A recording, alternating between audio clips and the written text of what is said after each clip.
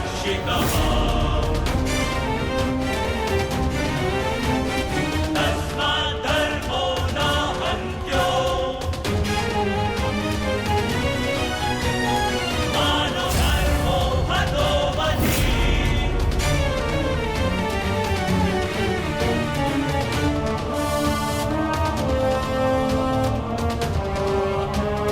धर्मदेव हतो हन्ति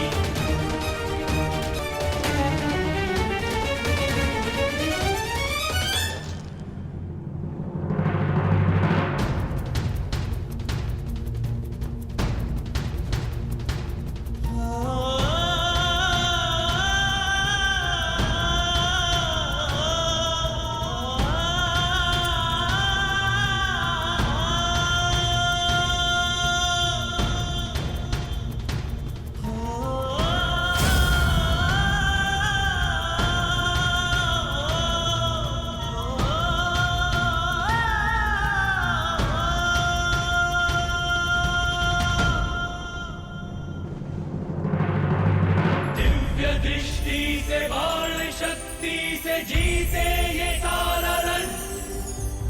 शांत चित धरे आत्मबल भरे जीते हर बाधा गण।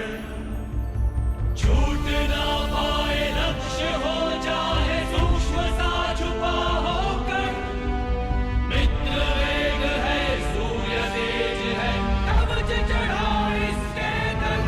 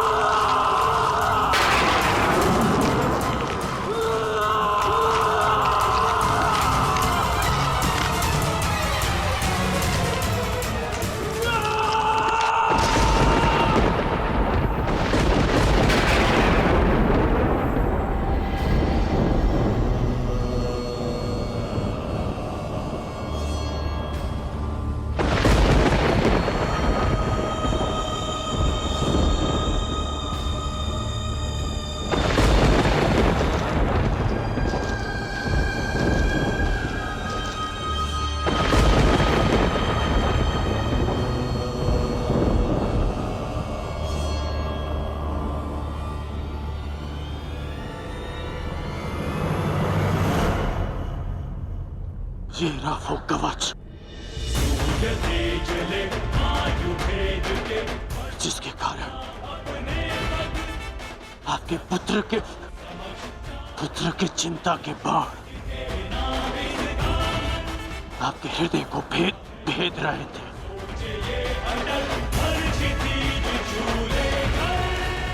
दान स्वीकारिए इंद्रदेव।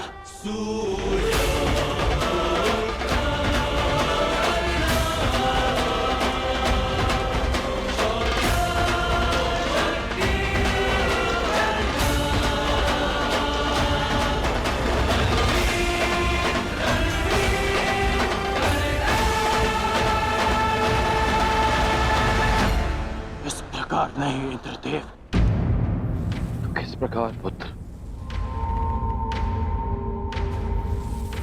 दान स्वीकारने के लिए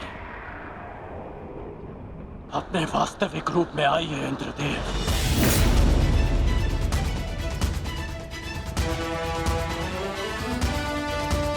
ये आपके पुत्र और विलक्षण योद्धा के सम्मान के लिए कह रहा हूं मैं। उस माता के सम्मान के लिए कह रहा हूं जिसने अर्जुन जैसे योद्धा को जन्म दिया। दान में पुण्य का फल होता है। इसे जल का भाग मत बनाइए। अपने वास्तविक रूप में आइए। आइए इंद्रदेव अपने वास्तविक रूप में।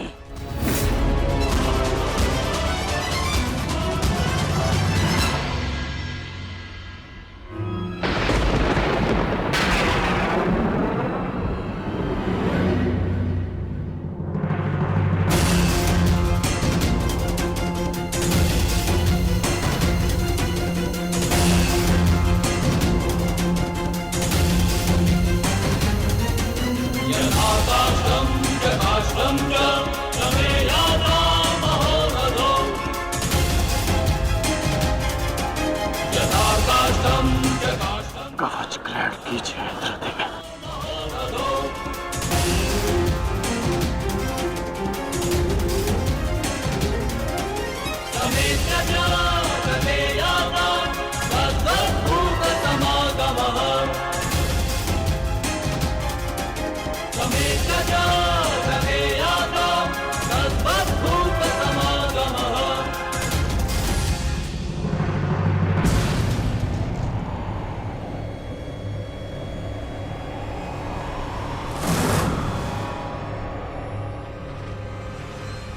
ये आपने क्या अनर्थ कर दिया पिताश्री।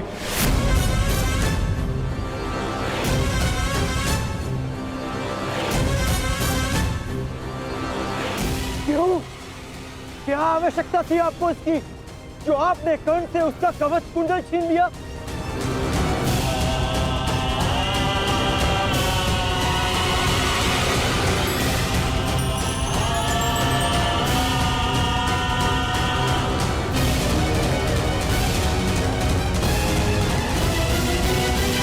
मैंने तो केवल नियति के न्याय का पालन किया, एक पिता धर्म का पालन किया है।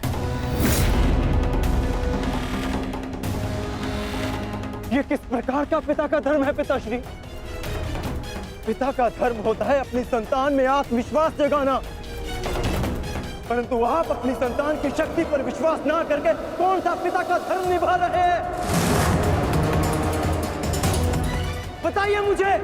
बताइए मुझे पिताश्री।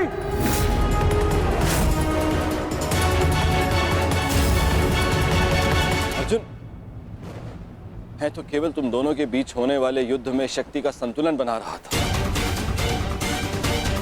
जब तक कर्ण के पास एक कवच और कुंडल थे, तब तक तुम्हारा कोई भी प्रहार कर्ण पर प्रभाव ना करता।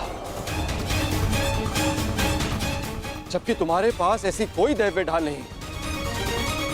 अर्जुन, मैं तुम दोनों के मध्य न्यायपूर्ण ध्वनि चाहता था।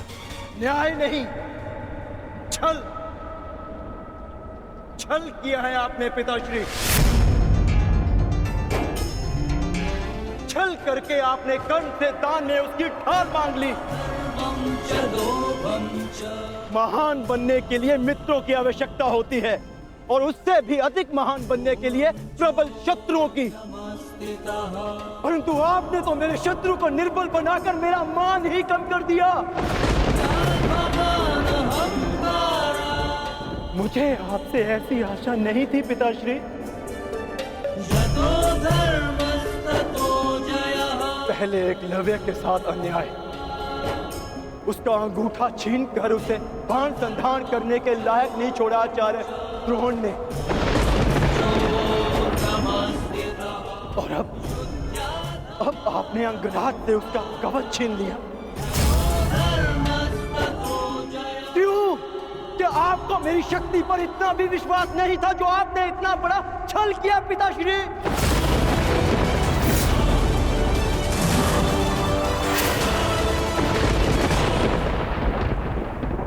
भी सोचा भी है आपने कि अर्जुन को इतिहास किस नाम से स्मरण करेगा?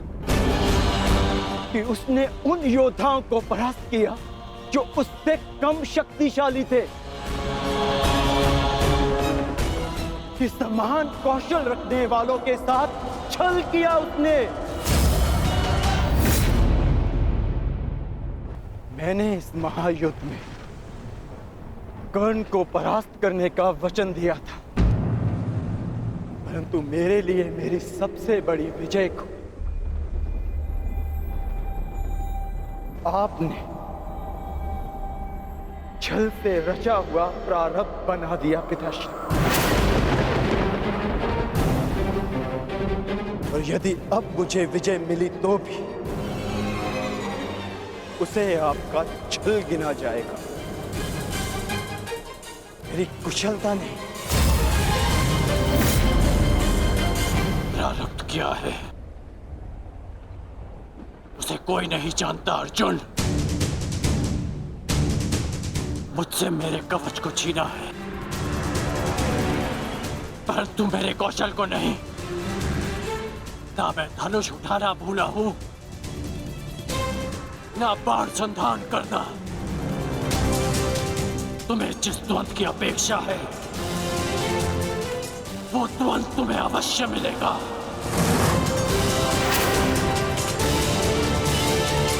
स्मरण रखिएगा पिताश्री,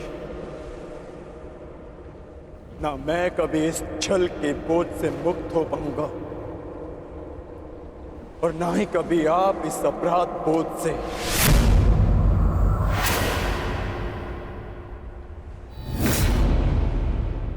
तुमने सत्य कहा पुत्र अर्जुन। ये जानते हुए भी कि मैं कौन, मेरी मंशा क्या है, किस अपेक्षा से यहां आया हूं, कर्ण ने मुझे अपने कवच और कुंडल दान कर दिए। इस दान से तुमने आत्मविश्वास का एक अद्भुत उदाहरण, एक महान परिभाषा प्रस्तुत की है। मैं देवराज ये घोषणा करता हूं, तुम्हारा ये बलिदान इस युद्ध का सबसे महान, सबसे उच्च बलिदान सिद्ध होगा। समस्त संसार में तुम महादानवीर कर्ण के नाम से प्रसिद्ध होगे।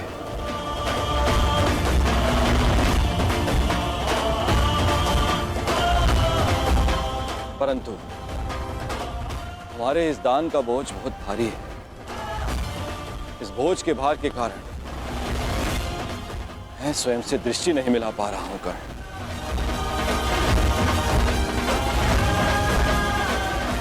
इसे हल्का कर दो कर्ण।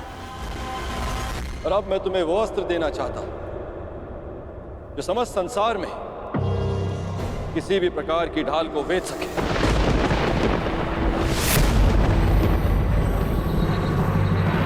आप मेरे दान का उपहास उड़ा रहे हैं इंद्रदेव।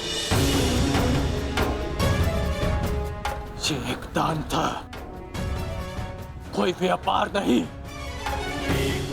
यदि आप कवच कुंडल के स्थान पर मेरे प्राण भी मांगते तो मैं प्रसन्नता से दे देता। मैं एक सूत पुत्र हूं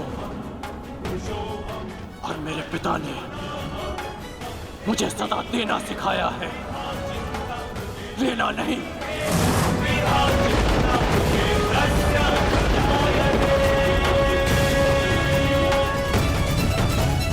मैंने अपने दान देने का वचन पूर्ण किया, मेरे लिए यही पर्याप्त है। मुझे आपसे कुछ नहीं चाहिए। यदि तुमने मुझसे कुछ नहीं मांगा तो देवराज होने के नाते इस सृष्टि में मैं अपना सम्मान खो बैठूं। यदि मैंने तुम्हें कुछ नहीं दिया तो मैं स्वयं को कभी क्षमा न कर पाऊंगा। मैंने दान के रूप में तुमसे तुम्हारी ढाल छीन ली। मांगो, मांगो जो वरदान मांगना है मुझसे।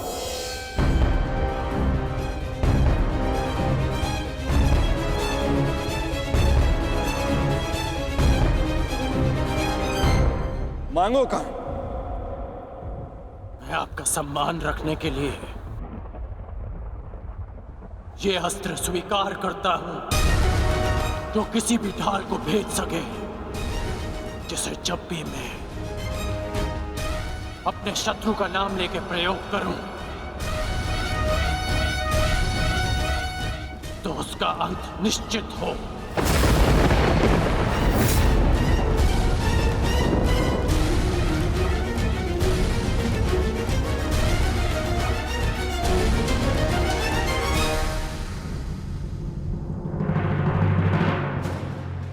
ठीक है, मैं तुम्हें अपनी अमोघ वास्तविक शक्ति प्रदान करता हूं।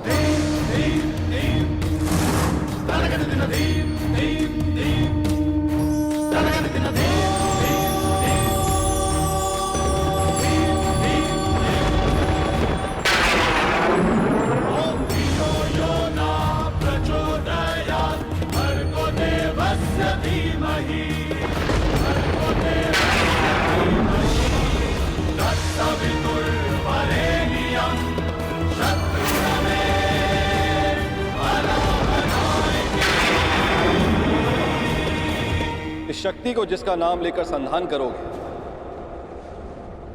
वो अवश्य मृत्यु को प्राप्त होगा, किंतु स्मरण रहे इस शक्ति का प्रयोग तुम केवल एक ही बार कर पाओगे, मेरा मान रखने के लिए। तुम्हारा धन्यवाद है दानवीर कर्ण।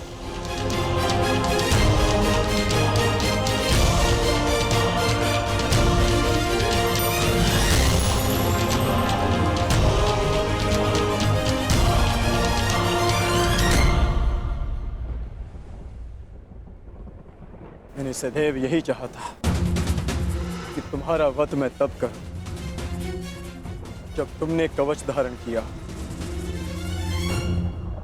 ये कवच मेरा कौशल, मेरी प्रतिभा नहीं। ये कवच छीनने के पश्चात अब ये द्वंद समान है, परंतु तुम सावधान रहना, क्योंकि इस अस्त्र का प्रयोग मैं तुम पर ही करूंगा।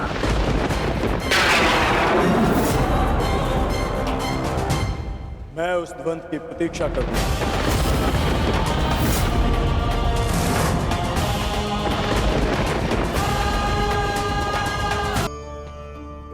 हम कौन हैं? हमारा अस्तित्व क्या है?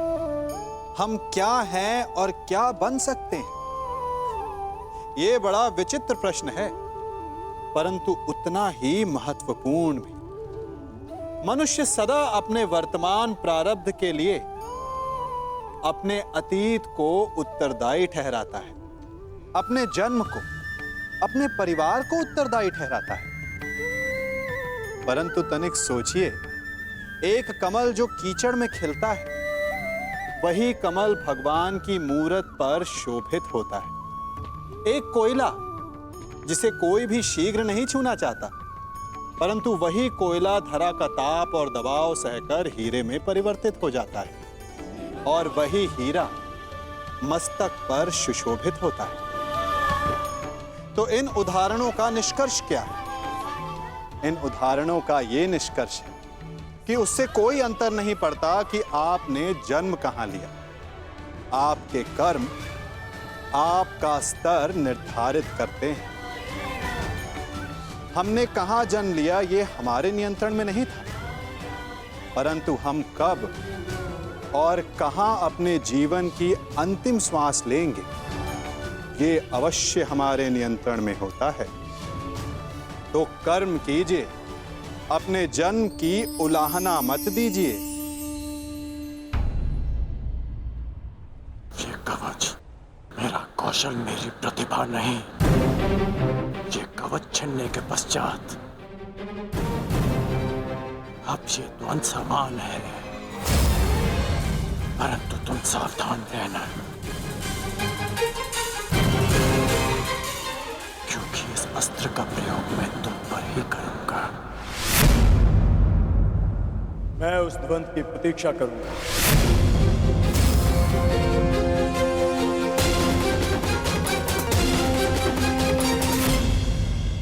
आपका मत उचित था माता। आज मैंने भी स्वीकार लिया कि कर्ण से बड़ा दानवीर कोई नहीं।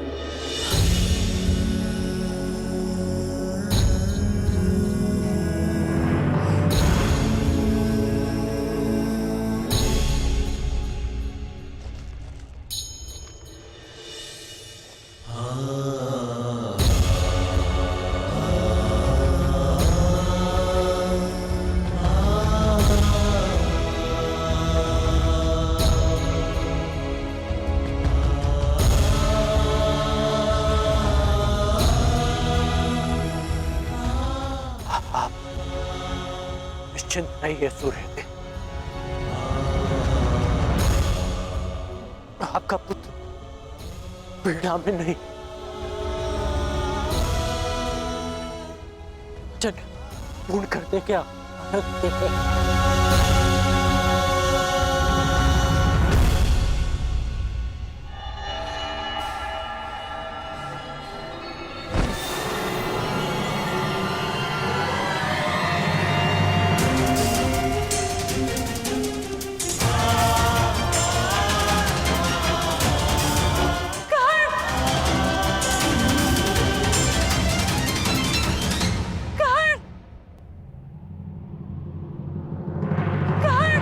ठहरिए राजमाता।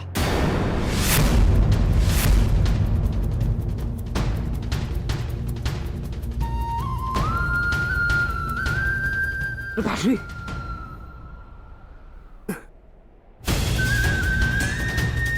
दूर रहिए मेरे पिताश्री से। अभी इनका पुत्र जीवित है। इन्हें संभालने के लिए मैंने सदा अपने पिता से दूरी बनाए रखी। इन्होंने मेरी माता और मेरे साथ जो व्यवहार किया, उसके लिए मैं इन्हें कभी क्षमा नहीं कर पाया। परंतु आज भान हुआ कि जितने कष्ट आपने मेरे पिता को दिए, उसके सामने हमारा कष्ट तो कुछ भी नहीं था।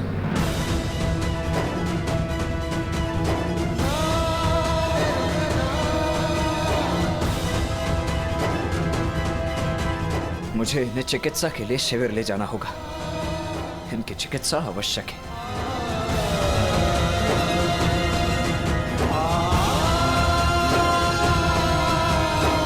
पिताश्री, मैं आपको कुछ नहीं होने दूंगा। मैं वचन देता हूं, आपका पुत्र आपके साथ है।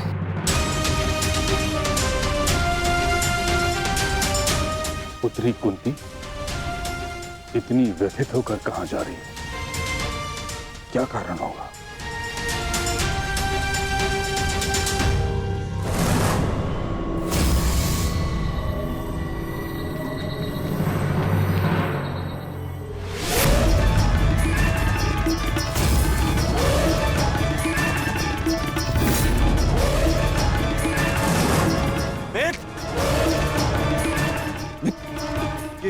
ये क्या हुआ इसे? लिटाओ इसे। आओ कर।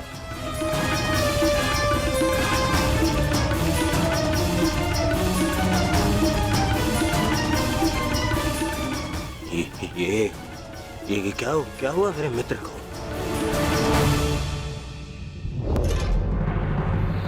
विश्वसेन, मेरे मित्र की यह दशा किसने की?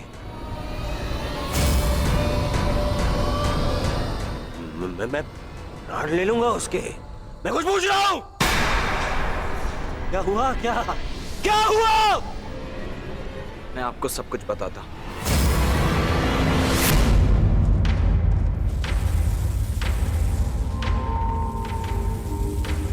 माता,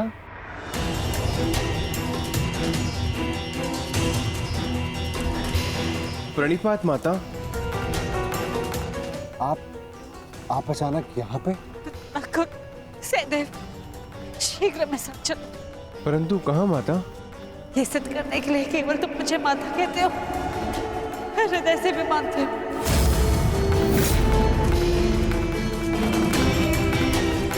परंतु हुआ क्या है माता श्री? कहाँ ले जा रही हैं आप हमें? तुम दोनों को चलते कर्ण का उपचार करना है।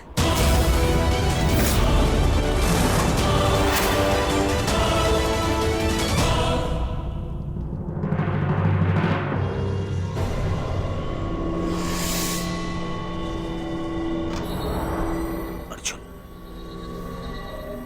ये जल उस अर्जुन ने किया है। वो कर्ण को समाप्त कर देना चाहता था। अब उस अर्जुन के साथ साथ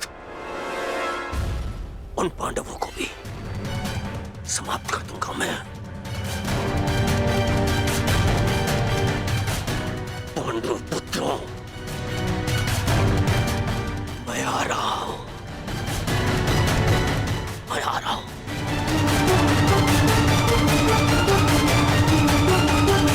रुक जाइए ज्येष्ठ, आपका वहां जाना उचित नहीं। मैं वहां जाऊंगा, अवश्य जाऊंगा, छोड़ो मुझे।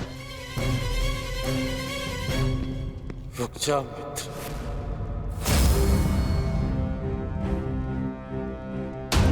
जो तुम सोच रहे हो वो भूल के भी मत करना।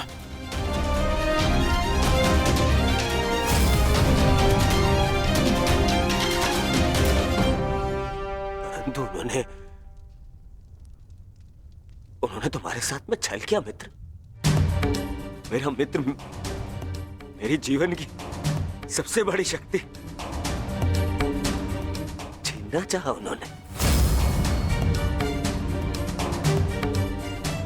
और अब उन्हें लगता है कि वो हमारा नाश कर देंगे।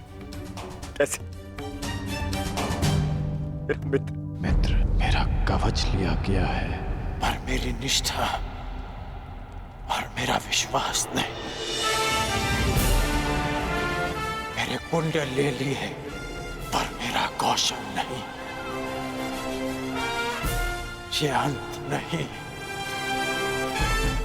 प्रारंभ है।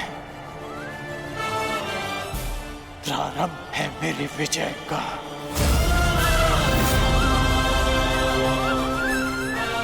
ये क्या कह रहे हो मित्र? हाँ,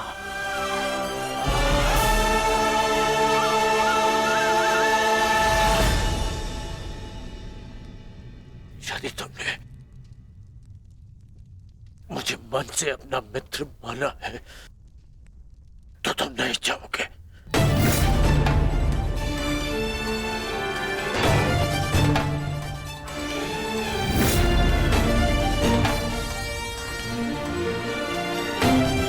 मैं जाकर चिकित्सक को ले आता हूं।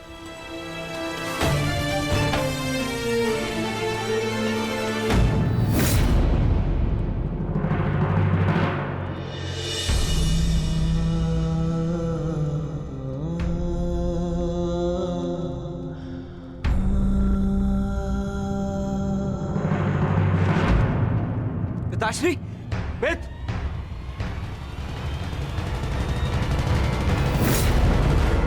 ये आप क्या कह रही हैं माता? कर्ण हमारा शत्रु है और हमारे भ्राता अर्जुन के प्राणों का प्यासा है वो, और आप चाहते हैं हम उसका उपचार करें? और वैसे भी बड़ा शूरवीर बनता है, हम भला उसकी सहायता क्यों करें? क्योंकि कर्ण है।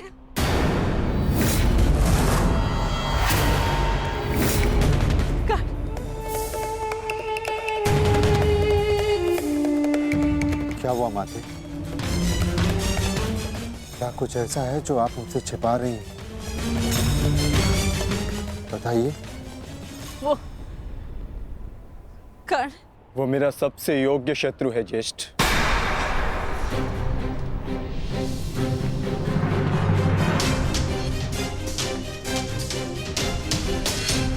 उसे अधिकार है युद्ध क्षेत्र में स्वस्थ होकर अपना कौशल दिखाए। ताकि मैं भी उस पर अपना कौशल सिद्ध कर सकूं। इंद्रदेव ने कर्ण के साथ जो छल किया वो किया, परंतु मैं चाहता हूं कि युद्ध भूमि में कर्ण अपने पूरे बल के साथ मेरे समक्ष प्रस्तुत हो, ताकि ना ही उसे और ना ही संसार को यह कहने का अवसर मिले कि अर्जुन ने एक दुर्बल का वध किया।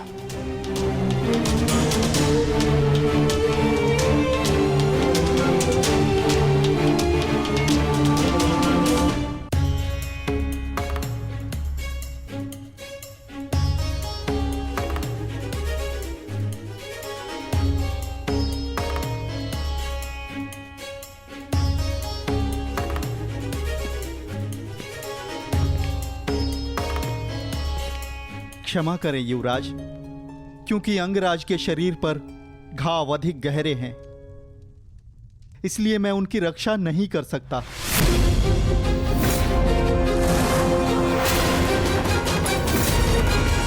कदाचित ईश्वर की यही इच्छा है। यहाँ ईश्वर की नहीं, मेरी इच्छा चलती है। और मेरा मन ये कहता है कि यदि मेरे मित्र को कुछ भी हुआ तो उससे पहले ईश्वर के दर्शन तुम करोगे। आप समझने का प्रयास कीजिए युवराज। अंगराज के शरीर पर कवच और कुंडल दिव्य थे जो उनके शरीर से जुड़े थे। यूं मान लीजिए उनके शरीर का अंग ही छीन लिया गया।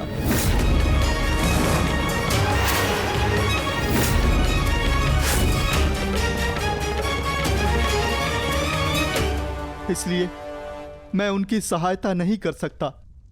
मेरा उपचार उनके लिए असंभव है युवराज। परंतु हमारे लिए संभव है।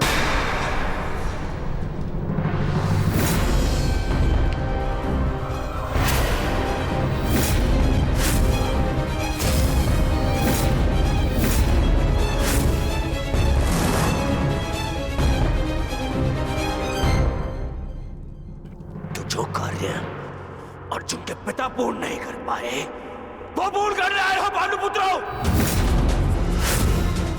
इतना साहस कैसे हुआ इस शिविर में आने का? कैसे? ये मेरे आदेश से यहाँ है पुत्र दुर्योधन। कर्ण की इस दशा का जितना तुम्हें दुख है उससे कई अधिक हमें खेद है। इसलिए मैं नकुल और सहदेव को यहाँ लाई हूँ कर्ण का उपचार करने के लिए।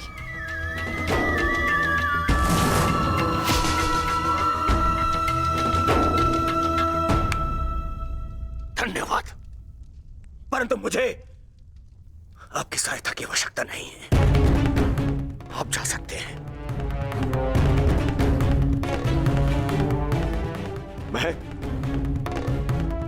मैं संसार के सबसे अच्छे वैद्यों को बुलाऊंगा अपने मित्र के उपचार के लिए, सबसे अच्छे वैद्यों को। वैद्य ने जो कहा है वो तुम सुन चुके हो। ये दिव्य कवच निकालने का घाव है, मनुष्य के उपचार से नहीं भरेंगे। नकुल और सहदेव अपने पिता अश्विनी कुमार की विद्या ज्ञात है, शीघ्र ही कर्ण को ठीक कर देंगे।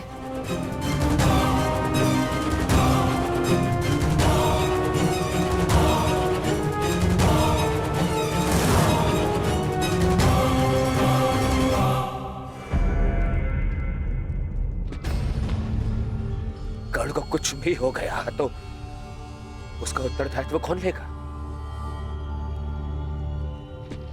इसका उत्तरदायित्व मैं लेता हूं दुर्योधन।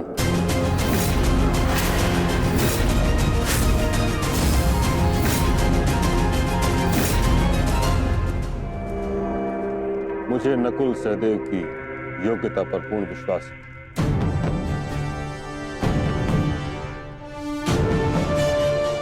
हम अधिक समय व्यर्थ नहीं कर सकते। कर्ण के पास समय शेष नहीं। मैं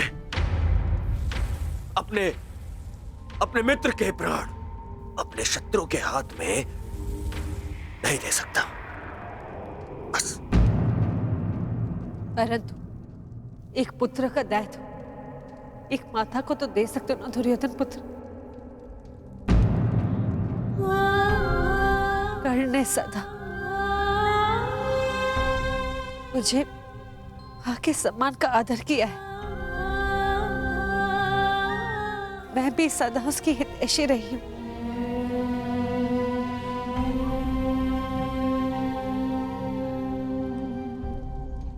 एक अवसर तो नकुल और सहदेव को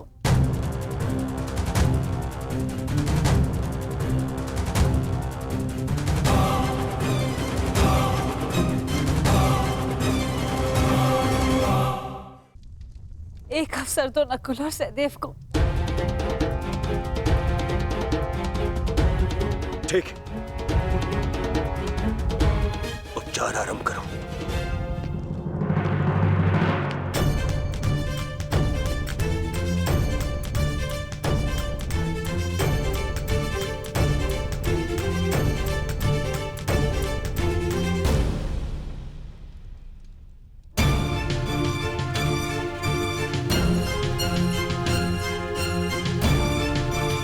ओम अश्विनी कुमाराय नमः। ओम अश्विनी कुमाराय नमः।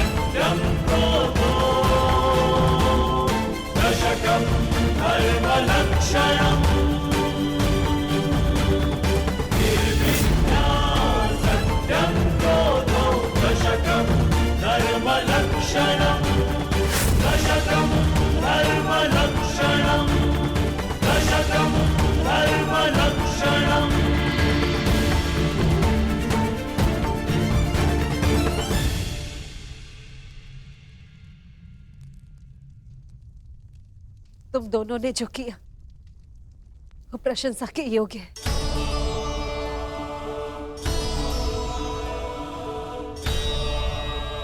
अब प्रस्थान करो।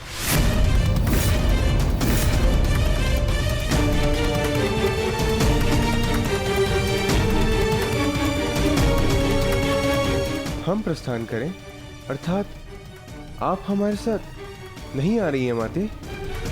नहीं पुत्र, मेरा धर्म मुझे अपना ससुराल छोड़ने की आज्ञा नहीं देता।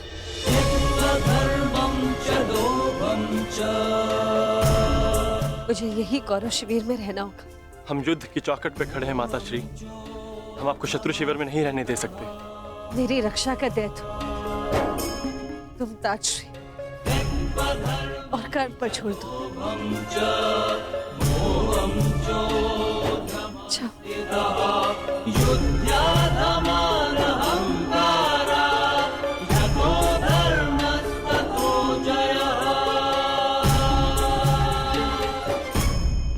अब हमें मित्र को विश्राम करने देना चाहिए। चलिए यहां से।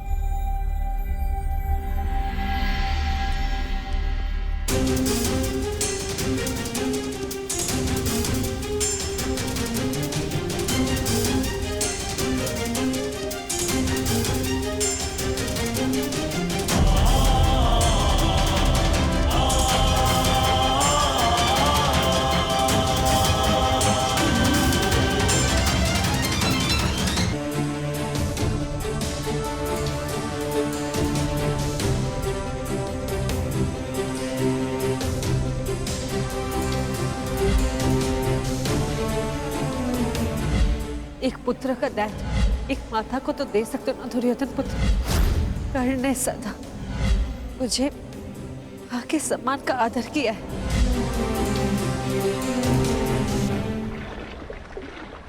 ताजश्री,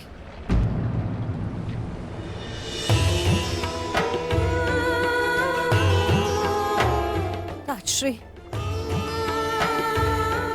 आपसे कुछ मांगना चाहती हूँ। मैं जानती हूँ ये आपके ऊपर 100 कौरवों की रक्षा का उत्तरदायित्व है। क्या आप 101 की रक्षा कर सकते हैं? यह 101वां कौन है पुत्री कुंती?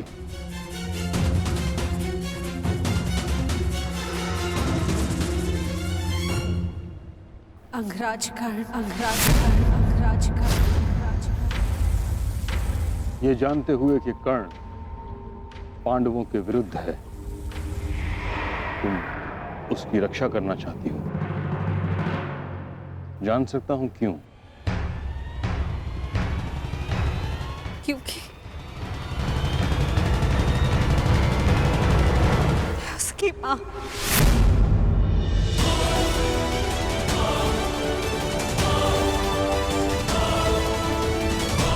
उसकी मां से उसके बच्चे को दूर जाते नहीं देख सकती।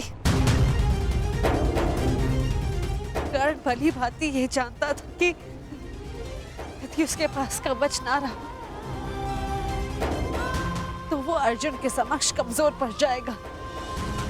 फिर भी उसने अपना कवच दान दे दिया।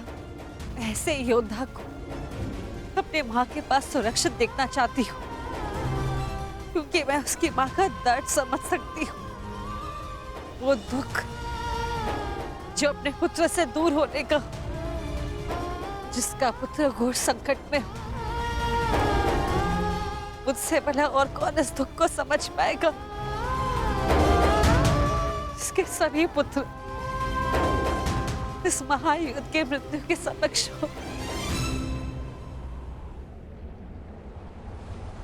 कर्ण के माता की ओर से मैं आपसे विनती करती हूँ कि आप उसकी रक्षा करें, उसे अपनी सुरक्षा प्रदान करें। जो कर्ण के साथ घटित हुआ है, मुझे उसका अत्यंत खेद है, परंतु युद्ध में शत्रु का बाण एक योद्धा के हृदय को छेदने से पहले उसके कवच को भेद देता है। यही योद्धा का प्रारब्ध है। मैं केवल कौरवों की रक्षा के लिए वचनबद्ध हूं। मैं कर्ण की रक्षा का वचन तुम्हें नहीं दे सकता। और यदि मैं ऐसा करता हूं कुंती, तो यह स्वाभाविक है कि कर्ण की रक्षा के लिए मुझे अर्जुन का वध करना होगा, क्योंकि कर्ण का प्रतिद्वंदी तुम्हारा पुत्र अर्जुन है, और अर्जुन का प्रथम लक्ष्य है कर्ण। क्या तुम चाहती हो कि मैं ऐसा करूं? नहीं ताजश्री, ऐसा नहीं चाहती।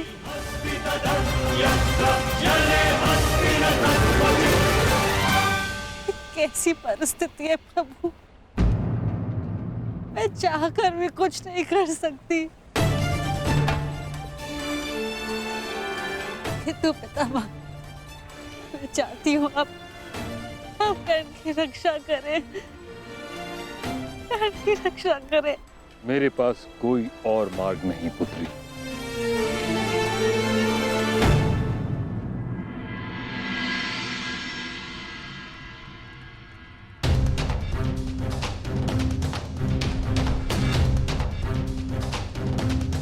मैंने जो कुछ भी किया उसका मुझे कोई पश्चाताप नहीं, क्योंकि मैं स्वयं के लिए नहीं समाज के लिए जिया हूं।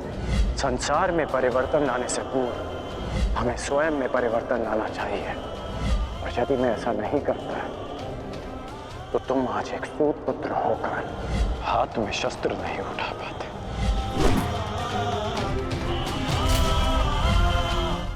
यदि एक पिता की दृष्टि से देखूं तो बहुत दुख पहुंचा था मुझे।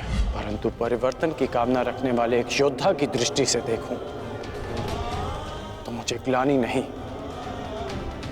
गर्व है तुम पर। मुझे विश्वास है कि एक दिन तुम मेरा बलिदान अवश्य समझोगे। मैं उस समय की प्रतीक्षा करूंगा।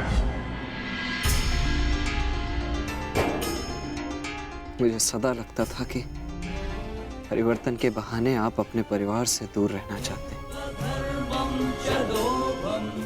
परंतु आज समझ में आया पिताश्री कि आपका लक्ष्य कितना महान था।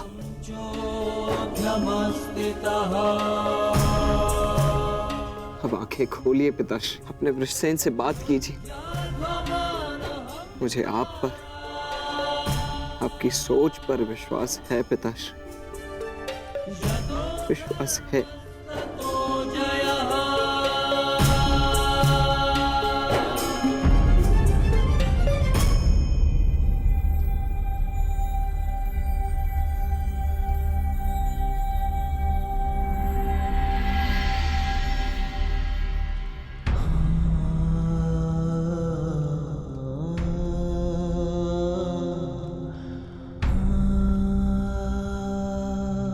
मुझे क्षमा कर दीजिए पिताश्री, मेरी हर एक भूल के लिए, मेरी हर एक धृष्टता के लिए मुझे क्षमा कर दीजिए। सदा आपसे घृणा करता आया, परंतु आज मुझे आप पर अभिमान है। मेरे पुत्र को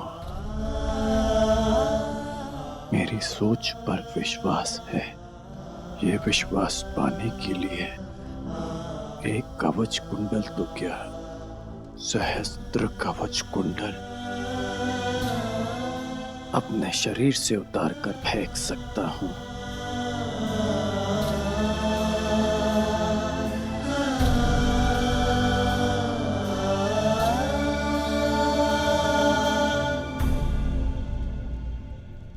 अब स्वस्थ हो पुत्र?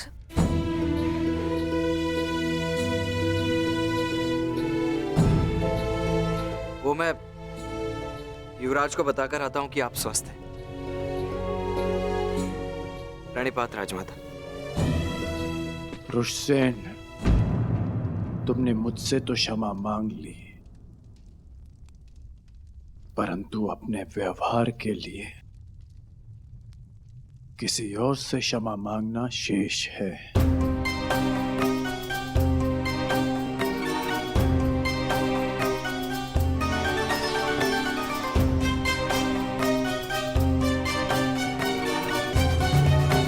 क्षमा चाहता हूँ राजमाता, वो जो भी मैंने। नहीं पुत्र, तुम्हारा कोई दोष नहीं। तुम्हारे स्थान पर कोई और पुत्र होता तो वो भी ऐसे ही करता।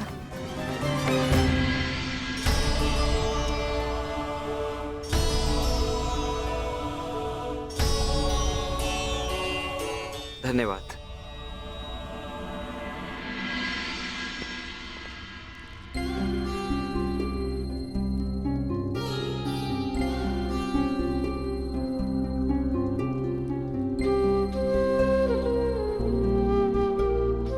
पीड़ा तो नहीं है ना? पीड़ा तो तब होगी जब एक पुत्र अपनी माता का मान नहीं रख पाएगा। राजमाता, भावनाओं में बहकर ये भूल मत कर बैठिएगा कि कौरवों को आपका सत्य ज्ञात हो जाए। और हाँ, मुझे मेरा वचन स्मरण है, युद्ध के पश्चात आपके 5 पुत्र ही जीवित रहेंगे।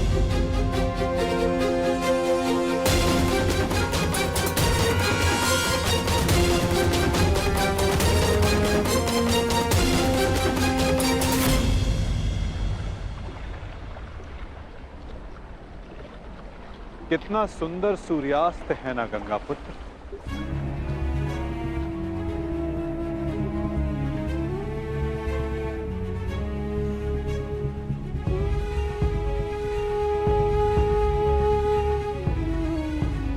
कदाचित ये इस युद्ध के प्रारंभ से पूर्व का अंतिम सूर्यास्त है। इस युद्ध के पश्चात इस सूर्य की स्वर्णिम आभा रक्त से लाल हो जाएगी, है ना?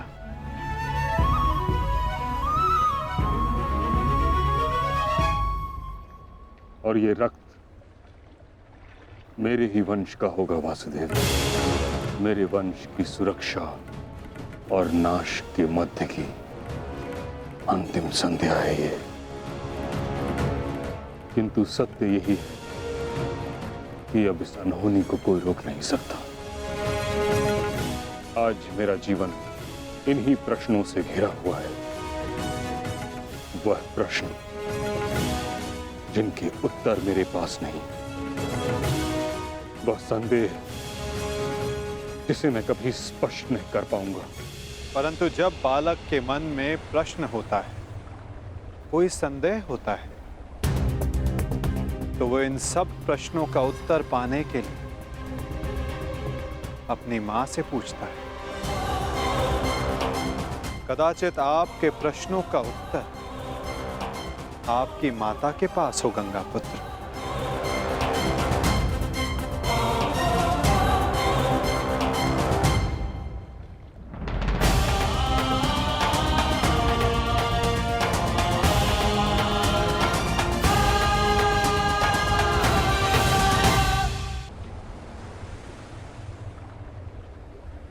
माते,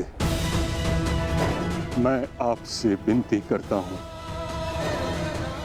प्रकट होइए, मुझे सत्य से अवगत कराइए। कदाचित आपसे आज मेरी ये अंतिम भेंट है। मेरे मन से संताप को अपनी शीतल धारा से शांत कीजिए माते।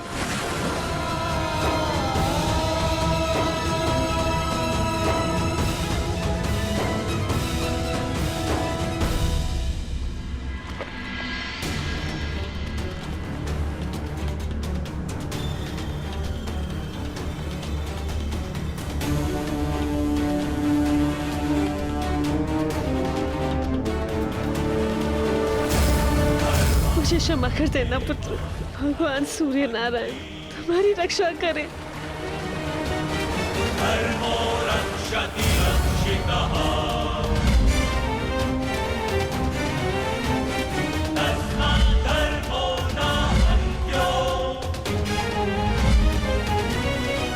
हाँ कर्ण, तुम राधे नहीं कुंती पुत्र हो। इस महाभारत के पश्चात आपके 5 पुत्र जीवित रहेंगे। यदि अर्जुन ने मेरा वध किया तो भी, और मैंने अर्जुन का वध किया तो भी। क्या आप 101 की रक्षा कर सकते हैं? यह 101वां कौन है? अंगराज कर्ण।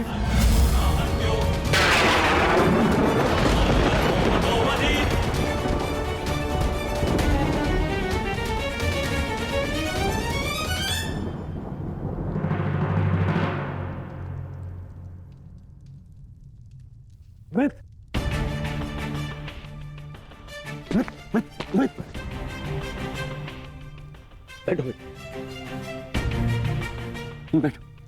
आ गए मित्र। आज मुझे मेरे ईश्वर के ऊपर विश्वास हो गया। मेरा मित्र मेरे सामने स्वस्थ बैठा है। मैं बता नहीं सकता कि मैं कितना प्रसन्न हूं मित्र। मित्र तुम ठीक हो ना? अब मैं यह युद्ध जीतू हारू कोई अंतर नहीं पड़ता मित्र, कोई अंतर नहीं पड़ता।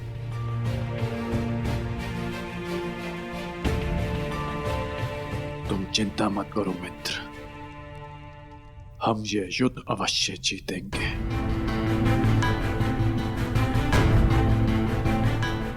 और कल तक तुम्हें इस युद्ध के लिए तैयार भी हो जाऊंगा।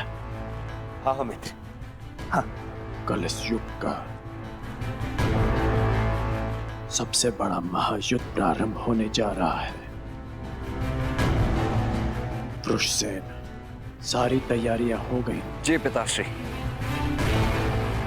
सभी महारथी और उनके सैन्य दल और अस्त्र शस्त्र सज्ज हैं। बस सारी तैयारियां हो गई मित्र। अब हमारे प्रधान सेनापति पितामह के आदेश की प्रतीक्षा है कि वो हमें इस युद्ध में हमारा स्थान बता दे। हाँ? अच्छा है, कल मैं भी अपना स्थान लेने के लिए प्रस्तुत रहूंगा। अवश्य। वैसे पितामह है कहाँ?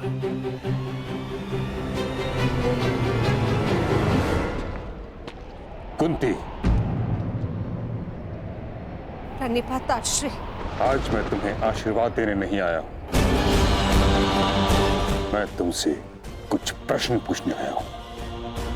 कैसा प्रश्न ताश्री? वो प्रश्न जिसका उत्तर तुम्हारे अतीत में है।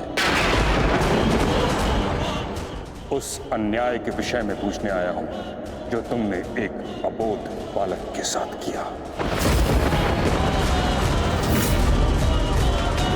उस सत्य के विषय में प्रश्न करने आया हूं जो तुमने समस्त हस्तिनापुर से छुपाया।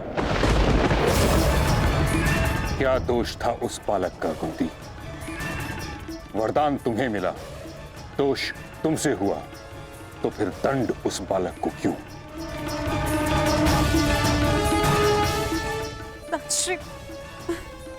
ये मत कहना कि तुम विवश थी, किंतु इतना तो तुम्हारे वश में था कि तुम मुझे इस सत्य से अवगत कराती। एक वीर क्षत्रिय वर्षों तक क्षत्रिय होने के अधिकार से दूर था। एक सूर्य पुत्र ने वर्षों सूत पुत्र होने का कलंक अपने सर लिया। वर्षों तक वह उस अपराध का दंड सहता रहा जो उसने किया ही नहीं।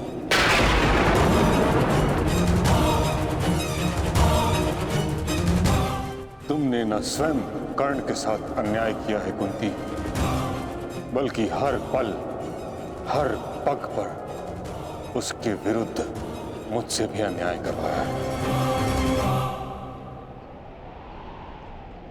मैं क्षमा चाहती हूँ ताजश्री, परंतु समझ नहीं पाई कि मैं आपको सत्य कैसे बताऊं।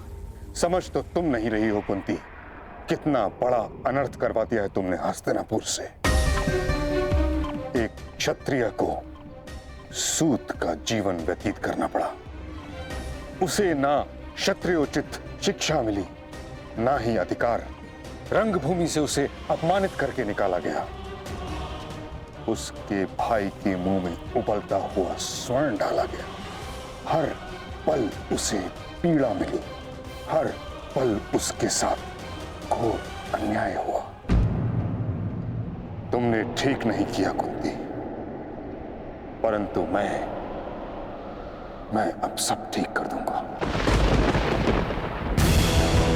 हमें इस सत्य से सबको अवगत कराना होगा कि कर्ण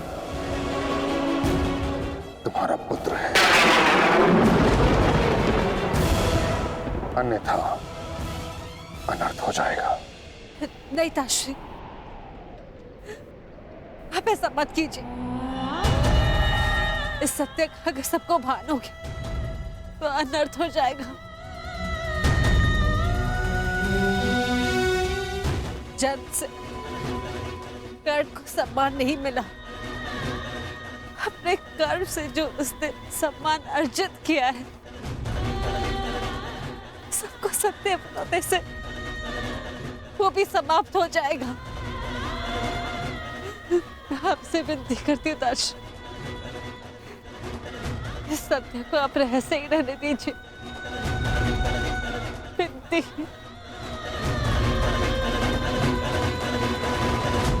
उस रहस्य का लाभ ही क्या जब कर्ण का बलिदान हो जाए। ताजश्री, अब ये सब आपको ही रोकना होगा। दो सहोदर एक दूसरे का रक्त ना भाई, ये उत्तरदायित्व आपको ही लेना होगा ताजश्री। आपको अनुभव के प्रधान के सेनापति रण उसकी रक्षा केवल आप ही कर सकते हैं। ताजश्री, मैं अपने 6 पुत्रों को जीवित देखना चाहती हूँ। अब आपको ही कुछ करना होगा ताजश्री। इस विपदा का हल आपको ही निकालना होगा।